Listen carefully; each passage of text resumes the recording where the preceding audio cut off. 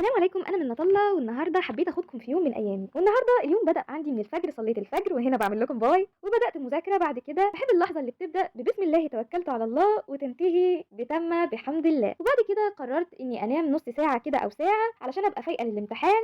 وصحيت عملت لي خربوش شاي، بس ايه في قلبك يعني. وبعد كده مشيت علشان اركب المواصلات علشان عليا امتحان ومحاضرات. المهم ركبت المواصلات وخلينا نتكلم وندردش مع بعض في الوقت اللي هنركب فيه المواصله. دلوقتي يا جماعه الواحد اللي بيبتسم او بيقول الحمد لله بيبقى غريب بالنسبه للناس، كلهم بقوا شكائين بكائين ومحدش راضي بحاله للاسف. فحبيت افتح لكم الاجنده بتاعتي واسمعكم من الاشعار بتاعتي، يمكن الحال يختلف ويتغير. يمكن تعرف تقول الحمد لله، ده ربنا لو حب عبد ابتلاه. تعرف تقول الحمد لله، ولو صبرنا كلنا هيوصل كل واحد فينا المناه. تعرف تقول الحمد لله وتسيب لربنا تدبير امور الحياه.